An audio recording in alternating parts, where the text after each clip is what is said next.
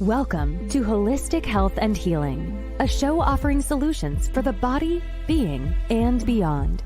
In each episode, we discuss topics that empower you to take a holistic approach to step into your unique voice in this world.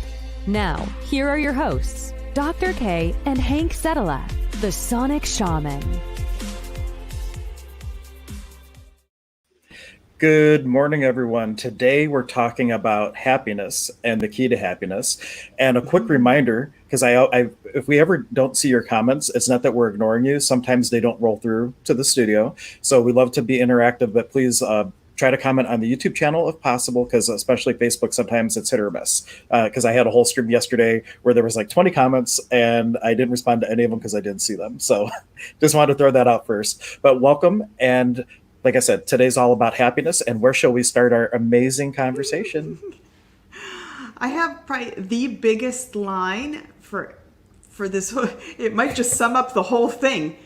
Happiness is never on the external. It is always on the internal. Oh, mic drop. We're done. We can end. I'm kidding. Can you not hear me? No. Oh. You don't know that. Okay, you're saying no. I got it. It's just you said mic. I'm like, oh no. Okay, so for everybody who didn't realize how badly I just confused Dr. K, like right before we went live, we had all kinds of microphone issues, and then I say, mic drop, like as in saying that, yeah, that's it, like you can just leave the stage, right? But she thought that I was saying her microphone technology stopped working.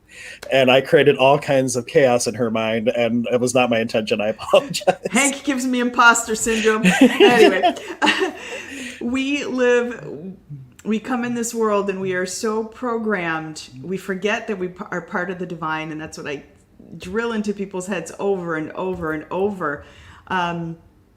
We come into this world and as kids, we create imaginatory things. We talk to our imaginary friends. We play with little sticks, and we're perfectly happy doing that.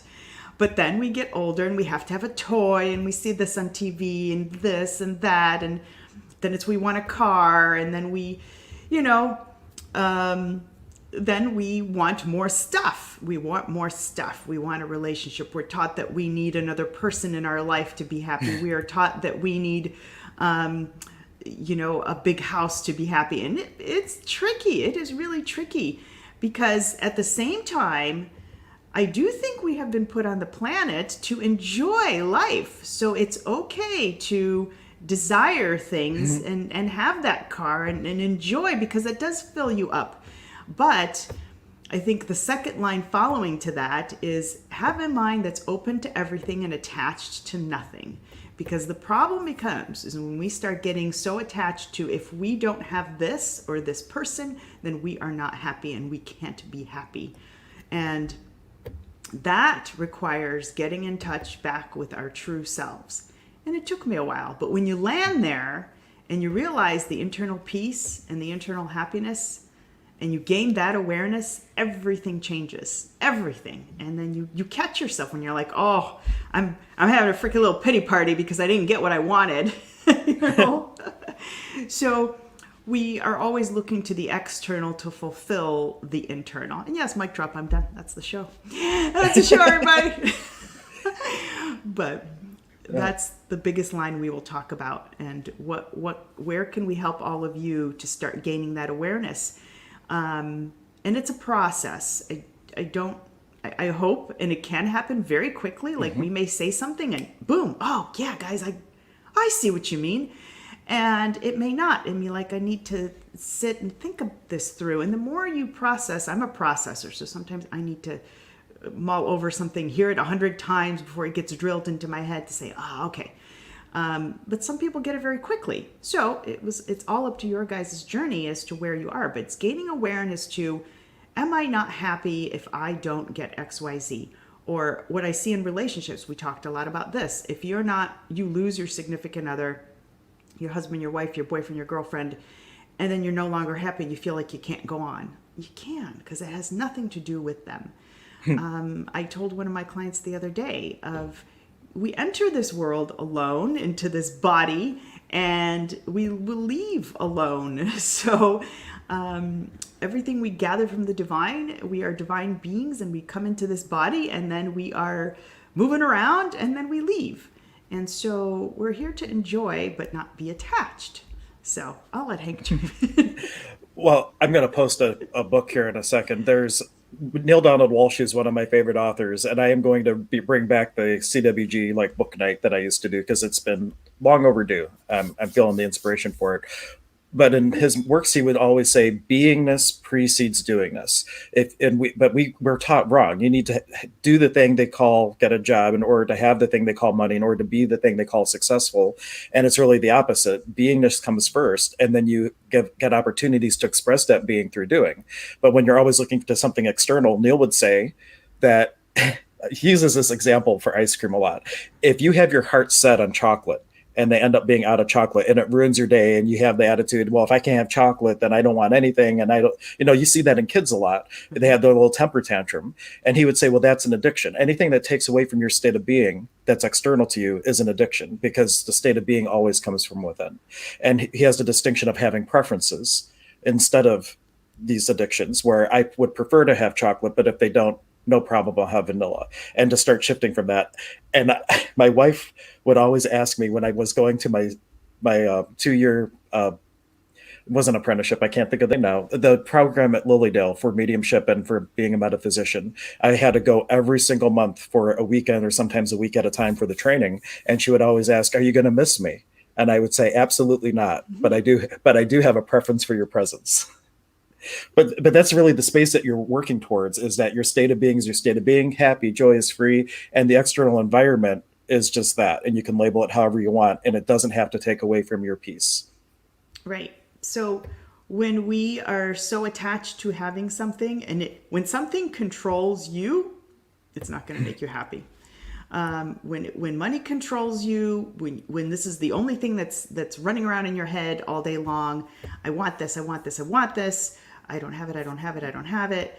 It's lack, and it will create chaos, and you will not find the happiness. The happiness, I can describe it because I've gotten there, and it was a pretty cool week when I got there. I was like, oh, this is what it's all about.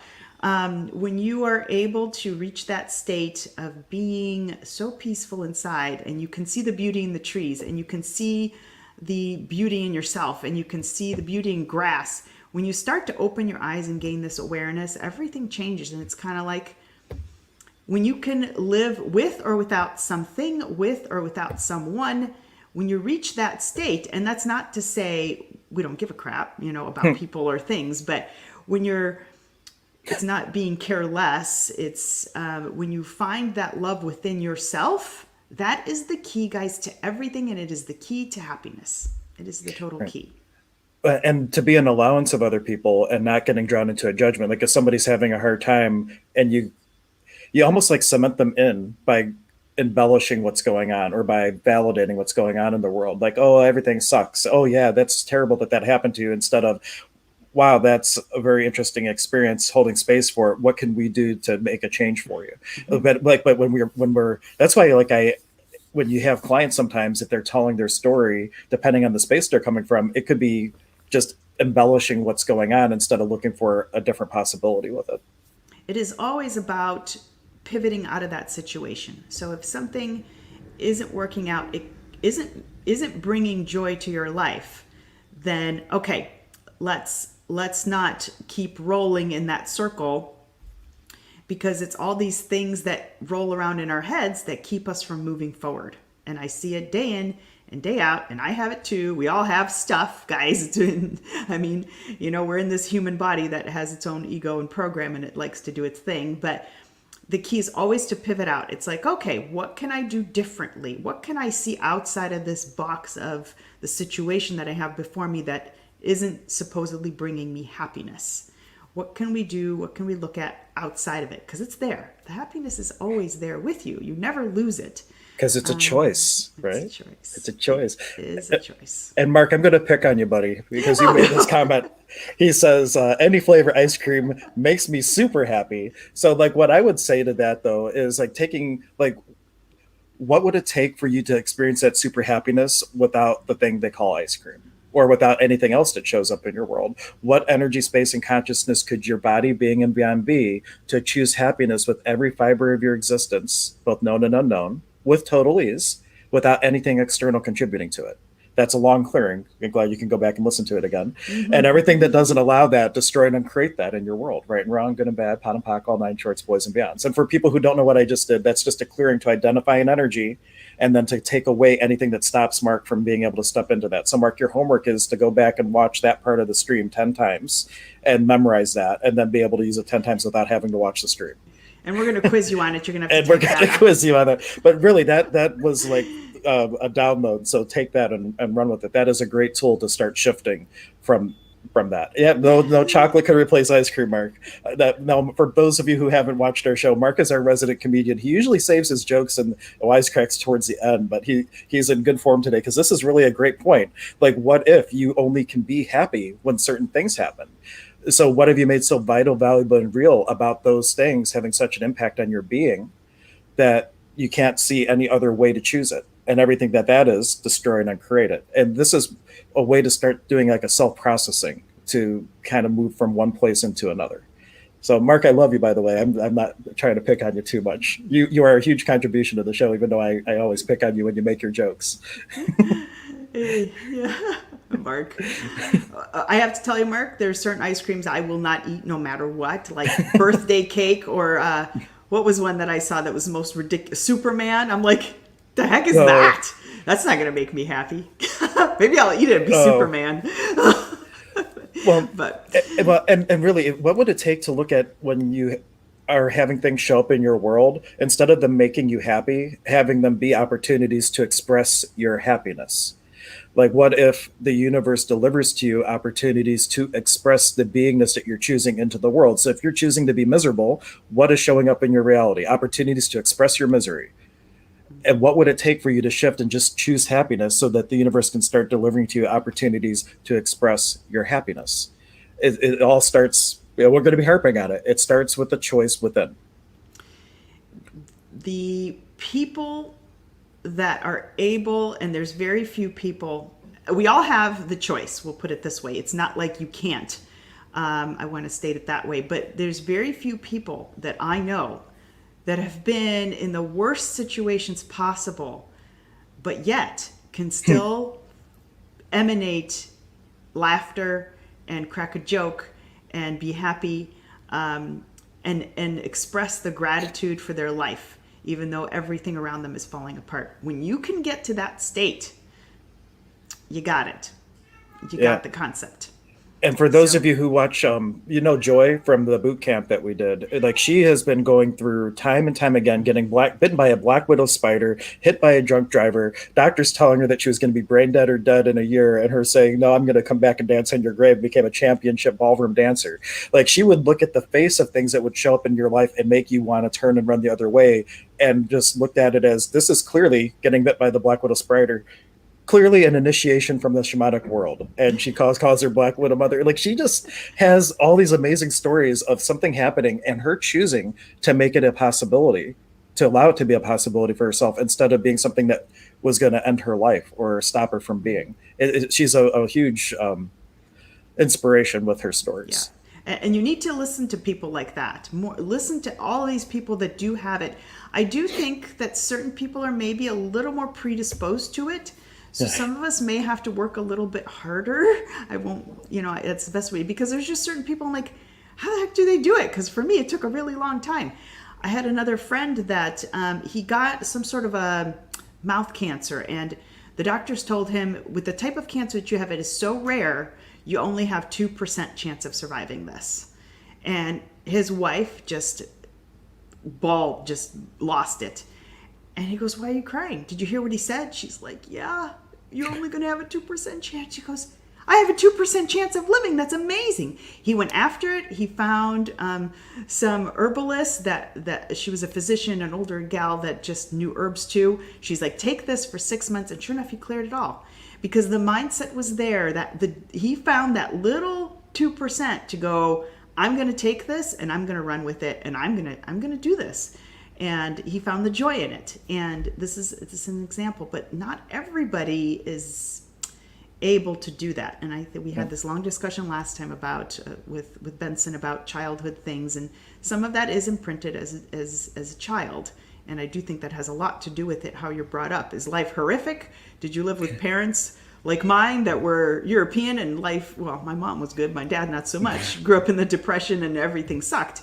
And so, we embed some of that energy, or did we have parents that said, you can accomplish anything you want in life? When you start to create that mentality, it makes these sorts of things a little bit easier. That doesn't mean that you're like, well, man, my parents sucked and I'm not going to be able to do this. I don't think, whatever, your information's great, but no. You can still do it. It just might take you a little bit longer, but you can get there. Happiness can be gotten to. It's a state that you can get to.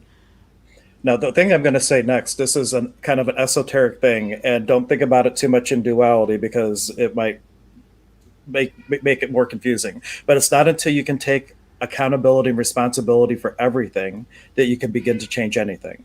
To create context with that, if source is all there is, at the end of the day, some part of your chosen or unchosen things are allowing things to show up in your reality. And the second that you realize that you're the common denominator in everything that shows up in your world, and you take, well, there's some part of me somewhere that is allowing this to exist.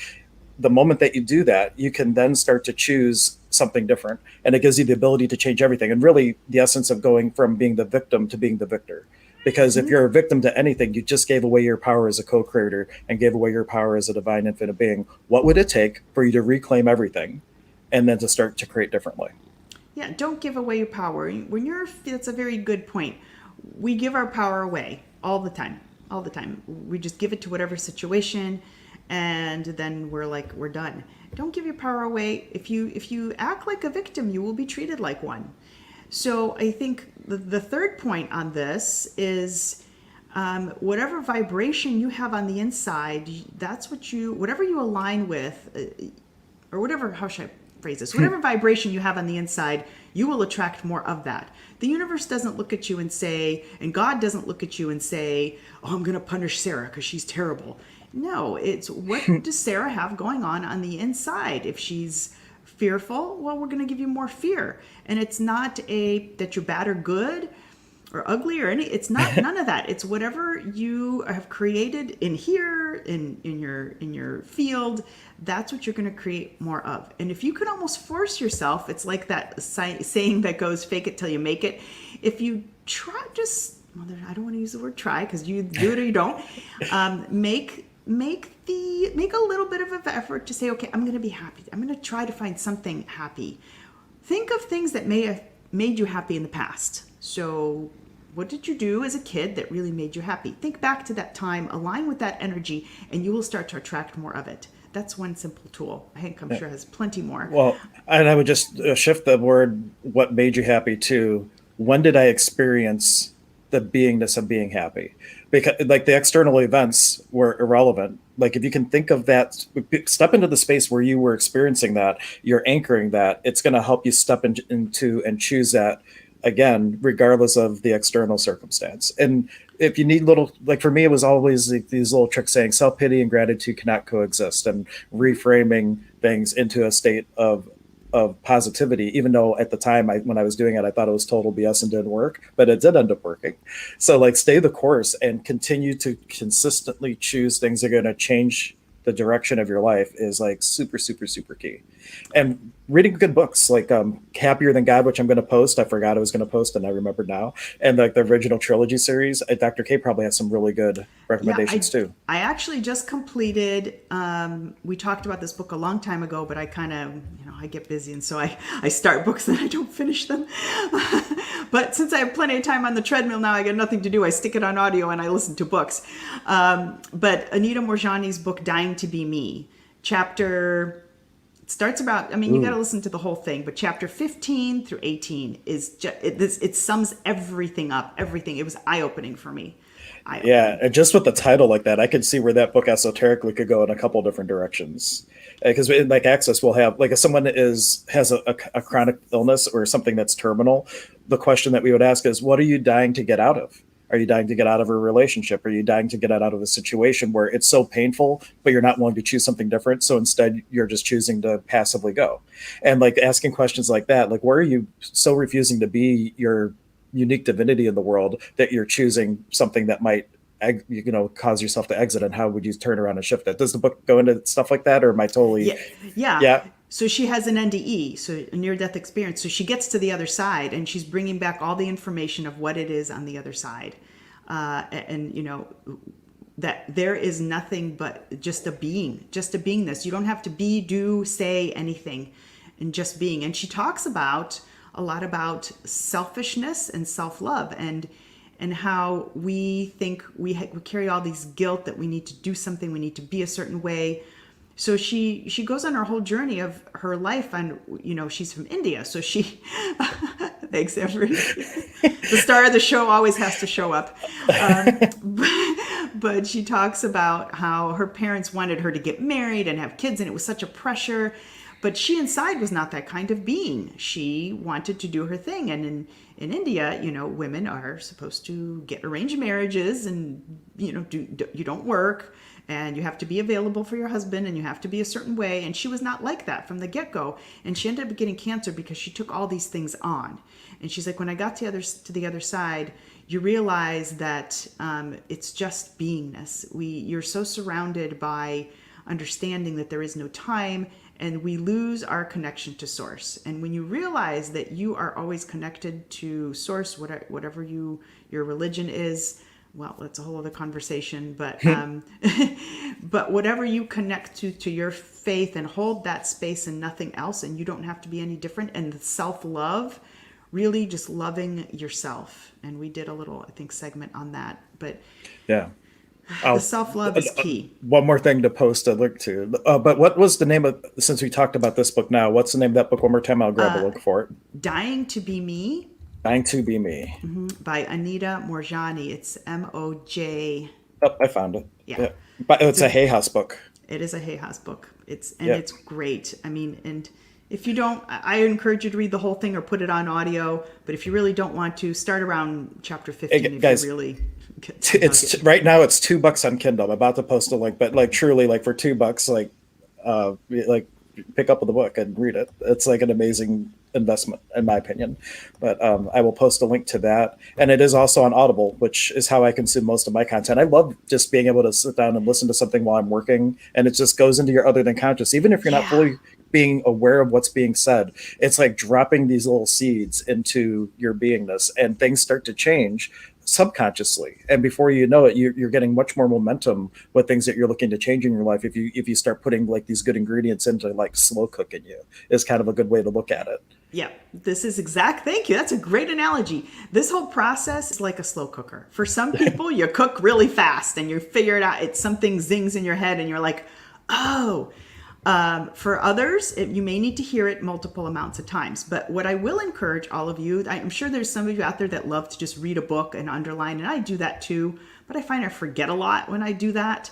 So what I think does work better subliminally is listening to the book, because somebody's saying it, and there's something that happens. They've done studies on this auditorily. When somebody listens, it does create this seed in the brain where it just kind of subconsciously gets more absorbed.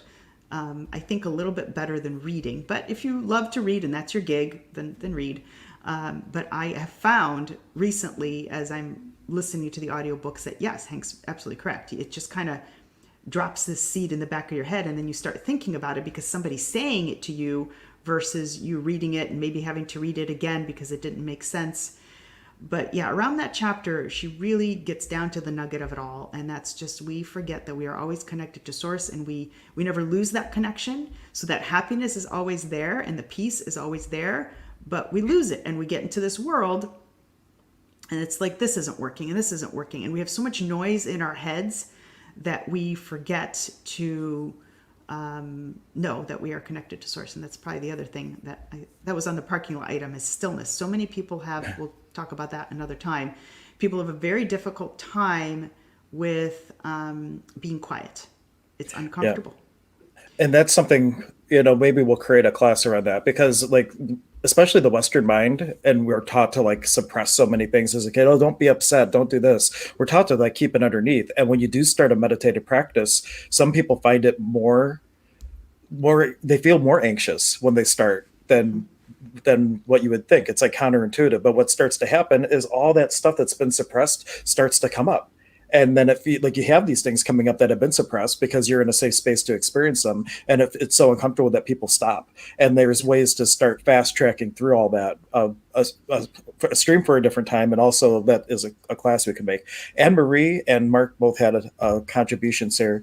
Anne-Marie was saying, I go through waves of being able to choose and heal and some periods of time that I need help. So that's a great, you ride that wave when you can. And then when you aren't, then the question would be, well, what would it take for me to take a deeper dive in right now? Or what am I resistant to looking at? Because sometimes you might have just hit something that the ego freaks out about. It's like, whoa, it was okay dealing with this, but we're not ready for that yet.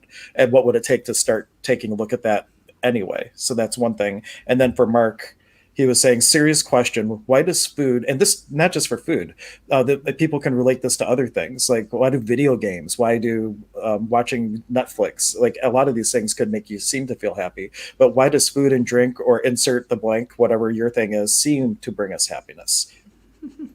Well, there's an answer probably to both of those. Number one, we're using the food or anything else to fill something. That's number one. But with food, if you want to look on the physical aspect, sugar, for instance, they've done so many studies that it is as potent as cocaine. So it's stimulating a center in the brain. And when you start doing that, then it creates a physical response. That's outside of the spiritual realm. That's a physical manifestation that starts to happen. And so when we get that little kick of something that makes us feel good for that minute, chocolate, for instance, will do this. Like, you have a Snickers bar, and it gives you that one hit, like having an espresso. It hits the brain really fast, and you get that feeling of euphoria, and then you want another feeling of euphoria, and then you want another feeling of euphoria, because it only lasts so many minutes. And then this is how people get stuck with this stuff, and they create an addiction to the food. But there's always something underneath it all, because we create some sort of attachment to it. Yeah. Because we're not completely full somewhere. And what the other thing that I just did a stream with Renee Andreessen the other night, and she was talking about, like, if you're relying on things like that, you start to crowd in things that you want to add to your life and crowd out things that you want to remove from your life. And when it comes to physiological things like that, where else could you get that response other than relying on something that is almost like a medicating thing? Not quite getting the words I want with this. Like, I have an energy around what I'm looking for, but it's not quite flowing out the way. Well, so Mark, what are you so resistant to hearing that you're throwing up these blocks and these limitations? Like, Hank's not going to say what he's thinking of. Hank's not. You're not going to spell me, Mark. I'm gonna bring this through one way or the other. Hank has figured out some witchcraft, and I think he's throwing it at you, challenging your phenomena. No, well, we'll work with that. No, but really, it's like, if there's things that you're doing that aren't the healthiest choices, then like, what could you start adding into your life in a gradual way that you could start to replace things? And really, like, I remember the thing I was going to talk about, Rat Park. Have you heard about this? Like, they did this study about addiction with heroin. And they would give rats like these little heroin bottles, and that like water that doesn't have heroin in it and water that does. And of course, the rats in the cage, they would all go to the heroin. They would all end up dying, overdosing on it and whatnot. And this one guy had a revelation. There's a TED talk about this. And Casey and I talked about it last week on our show, this one guy had a revelation. Well, these rats have nothing else to do. So of course they're drinking the heroin water. So he made this park called Rat Park or Rat Heaven or whatnot. And they had all these things that they could do. They had all the favorite foods that they wanted. And they found that even though they had both waters, they would choose not to have the one with heroin. They would just drink the regular water. So what other things could you fill into your life that you could express that happiness state of being? Like, not saying that food is addicting, but it kind of is. Sugar, you mentioned. Like, but there's ways that if you can bring in things to your life that can give you opportunities to express that happiness without having an outside stimulant. The cat did something. Knocked over some papers. Oh, that's fun. It was a really cool sound. Sorry. But if you start bringing things like that into your life, you won't have the need for something that makes you think you're happy or is like a medicated response. There Yeah, we so go. the There's way- my full thought. Perfect. Got it all in. Sorry, Mark, you lose. Game over. The way to get rid of an addiction is to, number one, replace it with another addiction, a healthier addiction. That's the way that works. And that takes a little bit of pivoting here and there. It first takes an awareness that you have, like, okay, I'm eating way too many pieces of chocolate in a day. Just an example. Okay, let's narrow that down to maybe 2 days a week, and then we'll replace those other days with something else. You can start like with peanut butter is one of those things that I like to give my clients when they're like, I can't have these cravings for sugar and chocolate, and I'm hungry, and that's what they go to. I'm like, try a tablespoon of, and peanut butter's got its thing, it can have some mold, so that's a whole other conversation, but peanut butter or almond butter, that usually shuts down the system. And so now we've gone from something like a Snickers bar that has a lot of chemicals to peanut butter that maybe has a little less, natural peanut butter that has a little less chemicals, and that will shut that down. And so gradually you will create a different addiction. And you can do that with emotional things too. It's just first we have to locate the awareness that you've got this issue or you're doing something. And then we need to start replacing it with something else. And then gradually you'll shift to a different reality, a different point. There was another thought I had that just went poof. Oops. Well, while you think of that other thought, also, like, I would say pick a tool for each one of the plays, like, to do it holistically, because we're physical, we have the physical bodies, we have the mental body, all these things. So instead of just focusing on one thing, like, oh, I'm going to just do all the mental stuff and I'm not going to worry about the body stuff, like, really pick one area, one little thing, even if it's small, for each thing. This is what I'm going to do to give myself a physical tool. Here's something for emotions, here's something for the mental, here's something for the spiritual, and really, like, come at it holistically. Because one of my teachers had said that the degree that you can achieve spiritually, there's a limit if you're not bringing the body with it. Yep. And that's probably one reason why Spirit's been like, you need to start doing exercise, Hank. You need to start doing exercise. I'm like, fine. Not only am I going to do exercise, I'm going to become a yoga teacher. So I signed up, and I'm going to become a yoga teacher. Like, more for me. I wasn't planning on, like, teaching classes maybe before a sound bath, but I really had the thought, well, I'm going to go all in with this, and not only am I going to actually start doing exercise, but I'm going to do something that I will have something else that I can offer to people as a combination of what I do. So you don't have to go that extreme, Mark. Unless you want, you can be in the teacher training with me. We can be doing our little yoga poses together. but pick something, even if it's like a dietary thing, an exercise thing, a supplement thing, like picking something to start, and then you keep building on all of it. Yeah. And for some people, that's how you start. There are other people I have that jump right in and they make drastic changes right away. Love those folks, because you know that they're all in. Some people have to take it a little bit slower. And it's funny you say that, Hank, because I was hearing in the back of my mind, Hank needs to exercise. I was hearing this for like the past couple of months, but I mean, who am I? I'm not here to push you. You're the closest thing I have to a primary care physician, so I would say it's fine. Because I haven't seen one. I haven't seen a primary care physician since before I got sober, actually. So it's been a long time. They're not all bad. I had that epiphany yesterday, well, there's been a handful of things going on this week where I have to pull back, watch everything like a movie, and bless the souls that are trying to do the work that they just know how to do.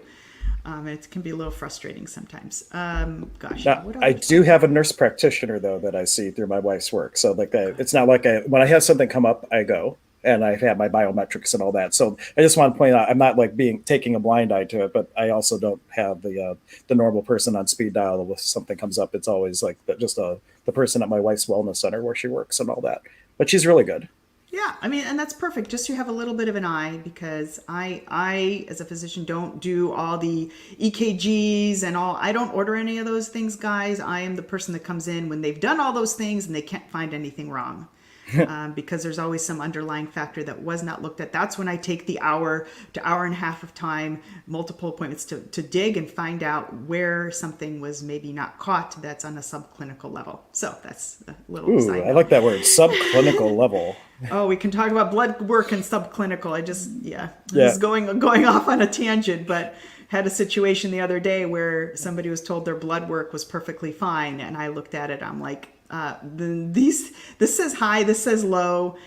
they told you everything was fine because it was a few points over. No, that means you're heading in the wrong direction. And if this person continues going down this path, these highs are going to be a heck of a lot higher. And by that time, you're going to have a problem. So let's catch it now and fix it now. Anyway, that's kind of what I do. More of the story, everybody go see Dr. K. Well, I can help in certain areas, but what keeps people locked up, I think, that I'm seeing time and time again, is just if there's an emotional unrest, and I already have 2 clients in kind of the situation where, maybe even a couple, that there's internal unhappiness and a push, and as I say, squeezing the sponge in the wrong direction, I can give all the supplements in the world and it's not going to have a great effect, or you'll only get 50% results, or you'll get really good results for a little bit and then it'll fall off the wagon because there's this underlying squeeze. You're looking at something else and you're putting your attention on that. If I don't have this, if this doesn't resolve in my life, then I just can't, but in the meantime, I have this condition. Can you fix it? So there's always, I usually find some sort of other thing that's going on that's keeping the situation locked up or not resolving as well as I'd like it to resolve. And so this is why it's so important to find this internal peace, because and Dr. Dyer talks a lot about this too. When you can find that complete love within yourself and know at any moment that you are completely and unconditionally loved, then all disease will fall away. It's a fascinating thing. And Anita Moorjani discusses this too. When you find that and you're completely loved and that you are love and you emanate that and you can see everything with love, even your worst enemy, your disease will fall away. It's always these other little things that start congesting our system that we're not aware of.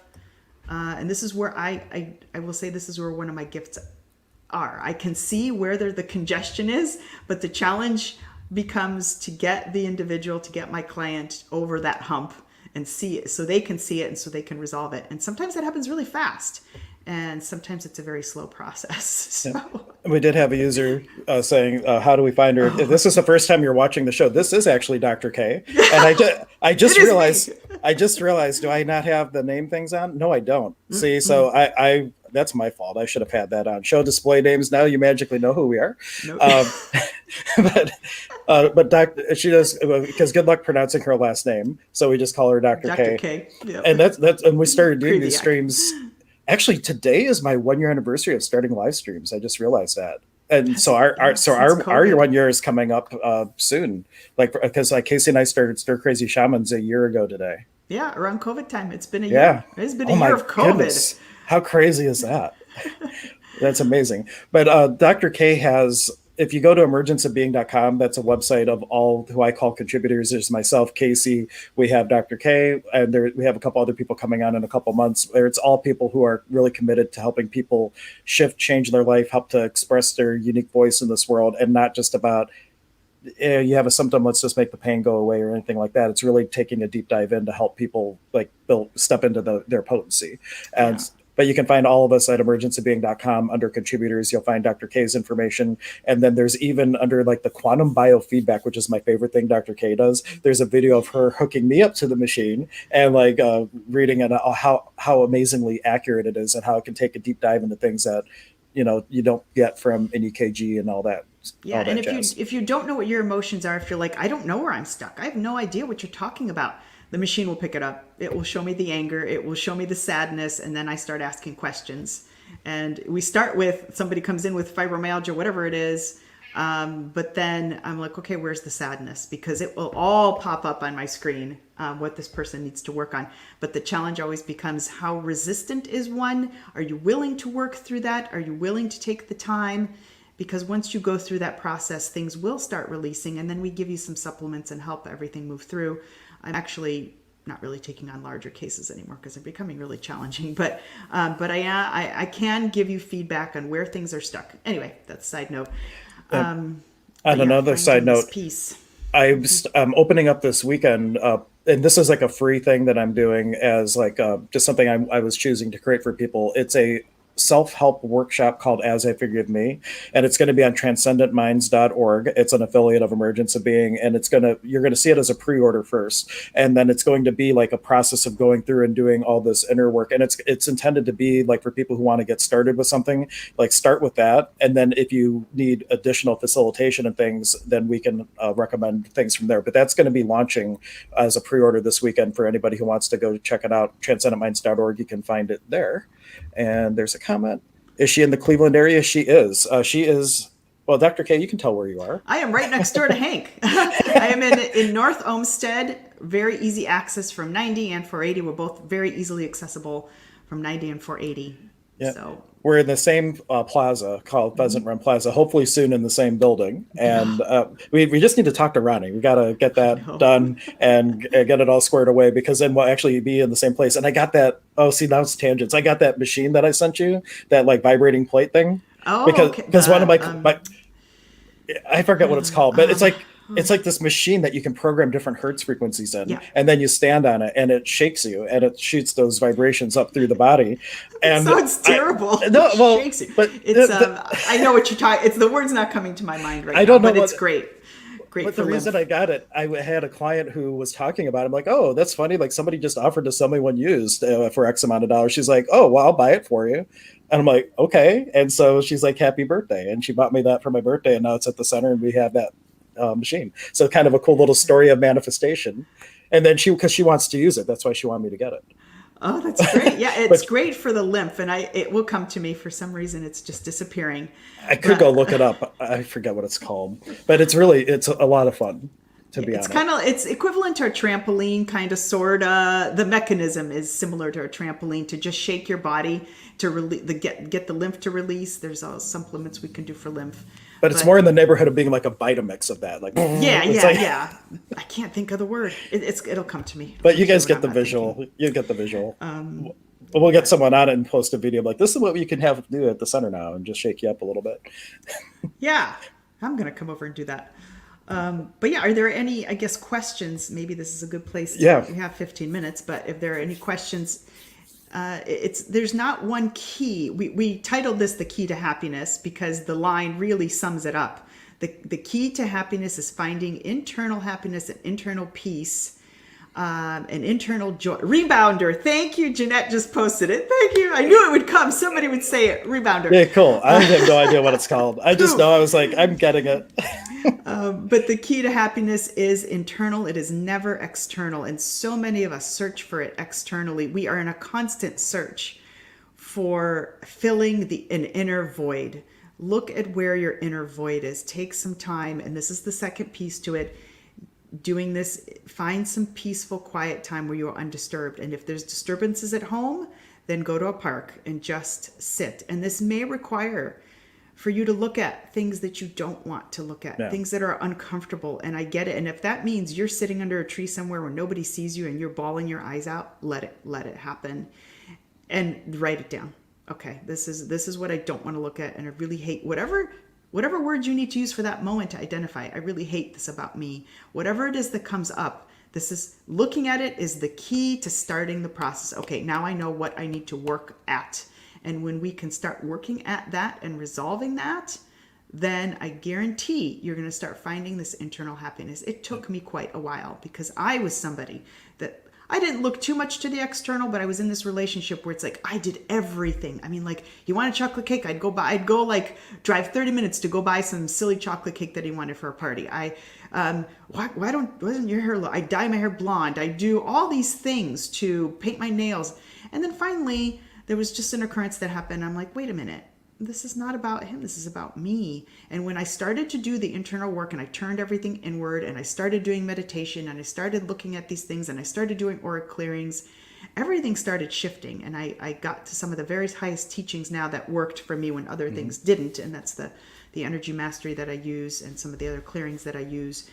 That's when everything shifted. When I realized, stop trying to fix this and hang on to this relationship. And I was at that point where I was like, I had to move out and I was devastated. I was depressed. It was horrible.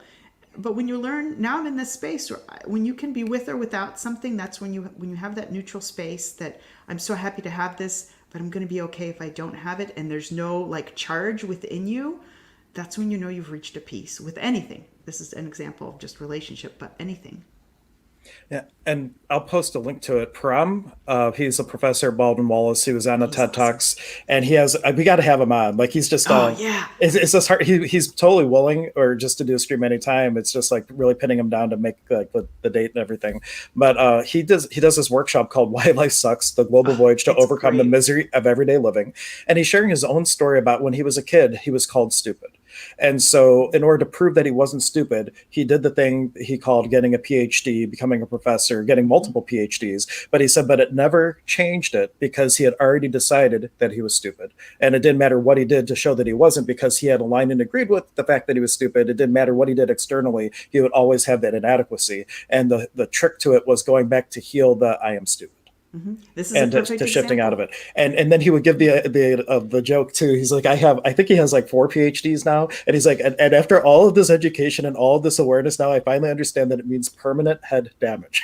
Yes. because Oh of my how much gosh. you have to go and study and everything. But that's just one example. Like you can't fill a wound with something external. You need to go and heal the wound, as uncomfortable as it may be.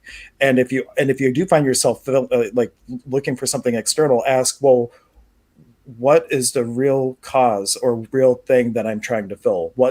Just ask, what is the original wound? And just keep asking that question. See what percolates up. You might remember something from childhood that just stuck you, and you didn't realize that as a child. Now it seems like something small, but back then it was like a mountain of energy. And then you grew up, and that mountain of energy is still there, causing all these other things to show up in your life, and the appearance that you need something in order to be something, and it's just not true. Yeah, this is the bulk of the work right here. Just exactly the example that Hank set, because all of us, majority of us, have this in some way, shape, or form. We were told something by a teacher, by a parent, by a brother, by a sister, by an aunt, by an uncle. We're very impressionable as kids, and we take it on as a sponge, or an energy that we take on. And then, depending on the disposition we have, we start to roll from that and create this mountain of stuff. If you're willing, and majority of people aren't even aware. So this mountain has gotten so big, they've gotten sick now because it's worked inside their system. And Anita Morjani discusses how all this happened in her life, and how this cancer was just a manifestation of emotions that are not being processed, a wound that's not been processed properly and adequately. And so we've stored all this energy, the body feels it, it creates biochemical reactions, and we get sick. So there's all these things culminating. So when you can just take the time to say, okay, this might be uncomfortable, but I'm going to go sit in this park under a tree because I can't do it at home because the kids are screaming. Take the time to start doing that. It might take you a couple times. It may take you one time, but don't give up. A lot of people quit because it's like, okay, I've started this process. I've done Hank's course. I've seen you, Dr. K, nothing's working.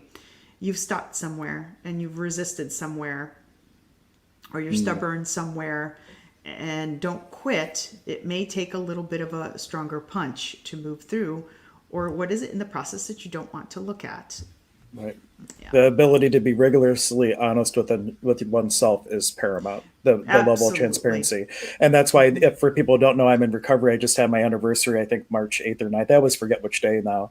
But the thing that really it came down to is being rigorously honest. And the question to ask is, when have I ever judged myself or another, or accepted somebody else's judgment of me as true for me? Those are the things that have stuck us. And it's those judgments that we don't want to be aware of. And it's just taking a deep dive, as uncomfortable as it might seem. On the other side, there's freedom, because you will move through that, and you can free yourself from aligning and agreeing with or resisting and reacting to anybody else's point of view. You get to the space truly of, it's none of your business what other people think of you.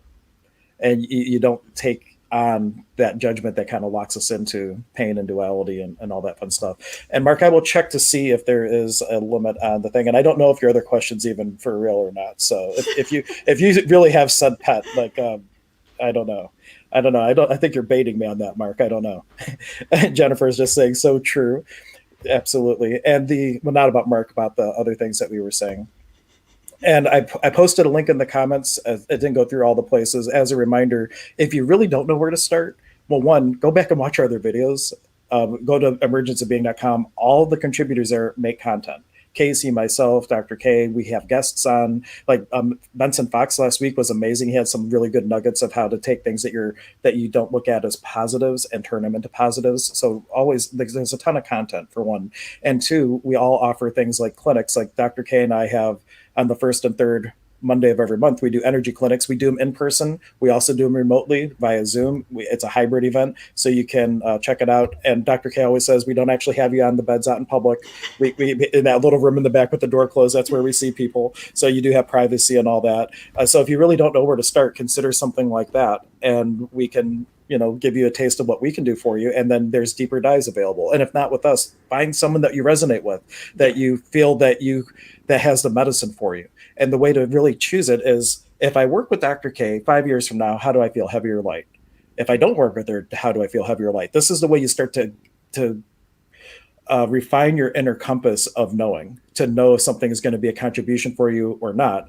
And you start with 5 years because on a trajectory, it's much easier to feel the difference, heavy or light. But if it's like heavy or light right now in the moment, sometimes if you're not used to doing this, like you really don't know because you have never flexed that muscle before. But on a trajectory of 5 years, it becomes noticeable, and you'll be able to start navigating through life that way of finding what is going to be a contribution to me and what won't be, by just using heavy and light.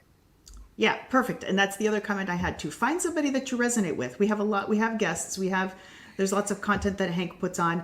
You're going to gravitate. If somebody says something, you're like, I really want to work with this person. You'll feel that pull inside you. Like, I want to know more. I want to hear more. This is interesting. You'll feel that pull towards that person. And that usually is a good person to start with. And I started with a lot of people beforehand. I've gone through a lot of different helpers, as so to speak, because when you're ready, the right teacher will arrive. So maybe you start with somebody and then you move up to another person and you're saturated with them. We reach saturation levels too, where it's like, okay, I got a lot of information out of this person. I'm kind of drawn to this person now. You're gonna know who you want to work with. I mean, that will come. So be aware of that. But yeah, start the process. There's lots of content. Feed your brain good stuff. That's how it works. Really feeding the brain, forcing the body and the brain into submission of something different. I don't know if I like the word of that. I force my body into submission. I make it do what I want it to do. I suggest that maybe you could have an invitation for your body to be on board with what you're doing. You don't have to force it. I got to talk to my legs because my legs aren't coming around as quick for the show. But you know what? I don't love them. I keep telling them they're not big enough. So this is my stuff, guys. I'm vulnerable, I'll tell you. My upper body is completely ready for the show. My lower body does not want to come around. Well, Dr. K, I recommend you go watch my video on activating the seat of the soul, the thymus, and getting congruent with the body. Because I'll tell you, I did a 26-day master cleanse, and I've had the best results I've ever had on that cleanse. And the difference this time was my body knew what was happening. I wasn't forcing it to do anything. It was ready and wanting to cleanse. Mm-hmm. And the weight, you don't do it to lose weight, but the weight melted off. I felt great. And then one day when I was in the middle thinking I'm going to go 40 days for sure, my body's like, yo, you need to start eating. I don't have all the tools to get rid of the rest of the toxins. You need to eat a raw diet for a couple weeks. And so I'm eating salads and hummus and avocado toast and like all these whole foods for a couple of weeks. And then I'm diving back into another cleanse, but my body and me are on board. And what would it take for all of you, Dr. K too, because I wanted to rhyme. I know. We all have stuff. I mean, but being aligned, having that level of congruency, like magic starts to happen because you're firing with the whole totality of being. So yeah, I'm lecturing Dr. K because usually she's lecturing me. I don't get to lecture her often. I'm in awareness. So yeah, we're all here to help each other walk home. I mean, we're here to help each other walk each other home. Yeah, walk each other home. Yeah, we're all here to help. And we can also help people. If you're a healer, healers need people too. Now, Mark's joking about this, but I'm bringing it up. He says the warden wants you to have energy clinic at our prison, right? He always says he can't come to our clinics because he's in prison right now. But if you're watching it, you have like a corporate place. Like, what would it take to have us come out and do an energy clinic in an environment like that? Necessarily just a prison, but like what contribution could we be in a different place like that? So I'm throwing it out there. Maybe like reach out if there's like a place where you would want a clinic or something like that. Or from Access, there's the Book of Possibilities where we teach it in like hospices and things like that to teach people certain techniques. So there's definitely opportunity. all joking aside, Mark, for having Dr. K and I work with a company or work with an organization to provide something on location. That would be amazing, and that's one of my goals, because if we can combine some of the energy things with the physical pieces, people are going to get better so much faster. It really does work. So thanks for your joke, Mark. We turned it into a possibility. But look, that's an example of how to work with things. When you have the jokesters of your life, like Mark coming up, like what can you use when there's a joke like that? Or like Mark's doing it really in good fun. But like, say you have someone that's really being antagonistic and things, like what would it take to turn that venom into a possibility, into a fuel for something that could create more in your life? And because everything in your life could be a contribution if you create the choice around it that allows that possibility. I'm serious. He gave us a thumbs up. He's like, you lose, Mark. You didn't get us. We turned that on you. And when it comes to pets, because Mark did have a question about pets, like if you have a pet and like how do you do things for your pet? I think pets are a huge reflection of oneself. And as you start to do things for yourself, I think pets would naturally come along. But we need to get Debbie Decker on here. Oh my gosh, yes. And like that, we could have a whole segment, because she is like one of the, I don't have any pets right now to take to see her, but just the energy and like the reviews. I've had a couple clients who, when they needed something, we referred to Debbie Decker, and they just can't, they rave about her. She's like the animal whisperer, like being able to find the cause. She's like the Dr. K for the animal world. Yes, and she's great in high demand. But the animals, I will say on this piece from my experience, because I have 4, I've had 6, but the animals will take on your stuff. So whenever mine are so sensitive, and they know when I'm taking on too many things, they start acting funny. And so that's how, or they'll get sick, or they'll do something funny. They're always trying to tell you what's going on with you. We have a soul connection. There's a great gal that I learned from, Danielle McKinnon, and maybe we can talk about that another time. When you understand their soul contract with you, it makes things so much easier. And when they're done doing what they're doing with you, they'll either run away, they'll transition, or something will happen, they'll just depart. Yeah. So, yeah. And when it comes to soul contracts, nothing is etched in stone. There's some shamanic practices where you get to go renegotiate and change your contract. So even when we're throwing out the word contracts, know that everything, since you are all that there is, everything's negotiable and can be redone and rewritten in the right space. But when you're in that space, sometimes just because you could doesn't mean that you should. You might let it stand as it is, because there was a purpose for whatever you chose. Right.